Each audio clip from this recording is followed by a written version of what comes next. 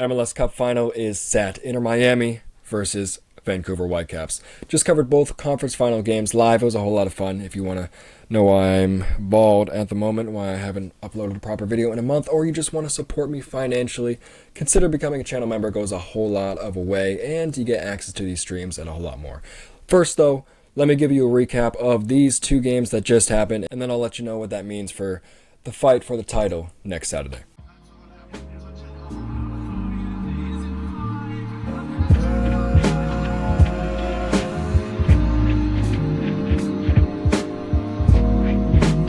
Inter Miami 5, NYCFC 1. We knew that without Alonso Martinez especially, that New York was going to struggle to really make anything happen, and you just weren't going to out-offense Miami. I think we knew that was going to happen from the jump, but it's the defense of NYCFC that really shined throughout the playoffs. I'm not saying they played well defensively today, but they held their own for longer than you would think, seeing the final score. Obviously, giving up 5 goals, it's not great. In the last 4 playoff matches, they had given up 1. You would also figure Messi is a huge part of that, although he wasn't really involved in many of the goals. It was more so Allende with his hat-trick snatching Messi's chain for playoff MVP. Yes, that is a real sentence. It's a real sentence. Messi is not going to be the best player in the playoffs if this continues. I want to give New York their credit while it's due. And I think I've already given about as much as I can say, but I'll stretch it out for a little bit more. They gave themselves more opportunities than I was expecting them to. It was a scrappy game, and that's actually something you probably wouldn't have seen from Miami last year. Their sense of entitlement seems to have gone away, and they learned from last playoffs and how horrible last playoffs ended up for them. They realized that they really can't go about the same way. Don't get me wrong, the boys in pink are still full of floppers and Oscar-winning actors. I would say, though, they are a lot more respectable, and although I'm not rooting for them to go all the way, I would definitely have to give them the props, because they have been the best team in this playoffs. It's very strange saying this, but it seems like they have a sense of maturity. Obviously, this isn't the biggest stage that Messi and co have been on, and we'll get there, but it seems like last year they kind of realized that you can't just mess around and out-talent a team that is going to out-scrap you. I give a lot of credit to Javier Mascherano. He's done a lot better with this group, and we thought that the ship was sinking halfway through the year, but they've turned it around, and the talent alongside the good scheme has really meshed well, and it seems like they're going to be very hard to beat in the final match.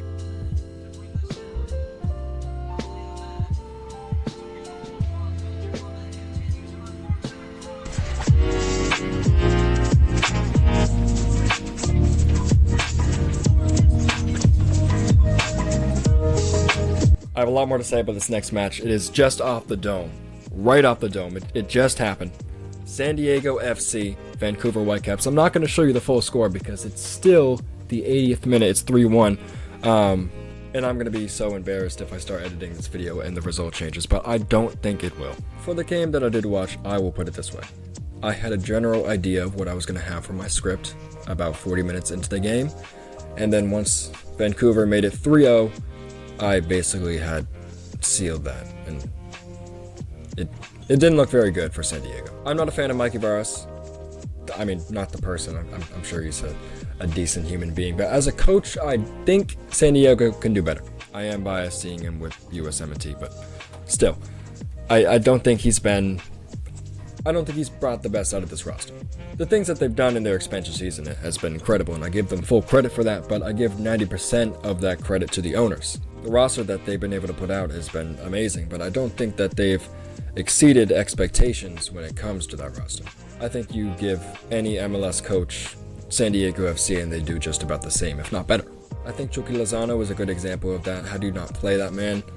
In the last few matches, he comes on in the second half, he immediately scores a goal. That man is good enough to play in an MLS playoff game, and you don't realize that he's fully fit and you don't start him.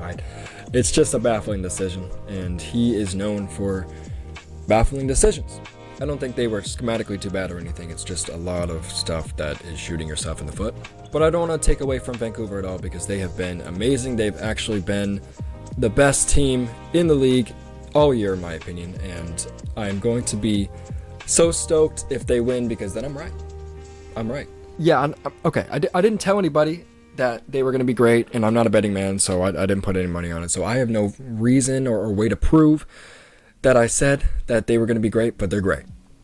They're really freaking good. This actually wasn't a very eventful first half outside of the goals scored. So the first 10 minutes, it was all one way, and the last 5 minutes, it was all one way. But every single time the game opened up, it was in the way of Vancouver. San Diego could just not get anything going. At least not anything that would actually lead to proper chances. Vancouver, on the other hand, they took every single opportunity they had. And I'm surprised their XG was up to 2.5 in the first half because it feels like they just took advantage of every single shot that even remotely touched the goal. And then again, San Diego's XG in that first half was 0.5, which is also higher than I thought it'd be for them. Considering the fact that Anders Dreyer was completely shut down in that first half. Somewhat in the second half, at least the part that I've seen so far. And not to continue to drag on San Diego FC, I think I like what they've done. I won't lie, I was biased against them originally because of the loyal, but I'm over that now. I'm over that now, and I want you to know that when I say it still feels like they are an expansion team in that stadium because they were completely and utterly silent after the first 10 minutes. It was a little embarrassing, I'll be honest. And this is just constructive criticism. Harsh, but it's not hate. I promise you. San Diego, you have some great people. I want the best for you, but I also think you should be doing better. I didn't hear anything from the supporter section, I'll be honest, and I was not impressed by it. I wish BC Place was the host for this and also the host for the MLS Final on Saturday, but it won't, and that is what it is. I hope to see something better next year, and I think I will. So that leads us to the final. Inter Miami versus Vancouver Whitecaps. Who do I have winning this? Well, I'm going to leave that for the end of the video so you can have more retention. Please have more retention on this video.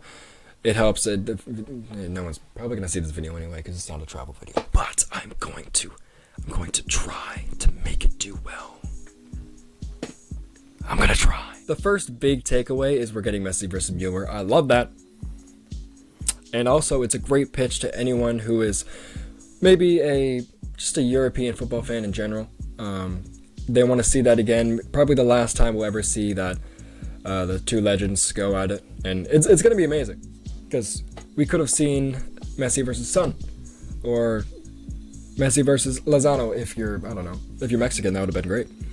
But it's cool to see two absolute legends go at it. Of course, Müller has Messi's number all time, even though Messi is obviously much more accomplished and better player. But it's going to be really fun to see who comes out on top in their last... Okay. It's going to be really fun to see who comes out on top in their last chapter, even though, yes, MLS is not the biggest stage, obviously. The second thing of note is who's going to be the best of the others. Outside of Messi, Inter Miami has been a good collective unit, and you'd expect that from a lot of your role player guys. You wouldn't really expect that as much from Jordi Alba or Rodrigo de Paul or Sergio Busquets or Luis Suarez isn't playing, but basically all the stars you would expect to shine against MLS opponents, and they really haven't. They really haven't. And I think that goes pretty well to the opposite end of the absolute dogs that these Vancouver Whitecaps have. Of course, they have 3 USMNT international players, none of which that I think should be there on the World Cup roster, but that doesn't take away the fact that they are dogs. They have that American dog mentality, and they've showed it every single week of this playoff so far. Sebastian Berhalter, he is doing wonders in my life, just in general. He is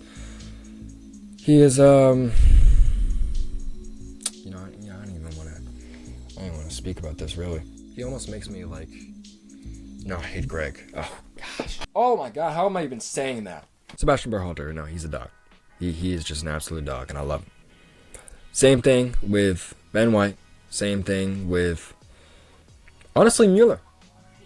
he brings the energy, and you love to see that out of someone who obviously has nothing to prove on this stage, but he's here to do it, and that's great. I love that for him, and I love that we're going to see the best out of maybe not a prime legend, but still just the experience of one, and it's going to be amazing seeing this from a league that, I mean, imagine this when I was a kid. I can't. It's going to be great. I'm going to love watching it. It's at 2:30 on the East Coast, so that's interesting, but I'll be there for it. My prediction: 2-2. It goes to penalties, and in penalties, Vancouver Whitecaps wins. All right. See you then.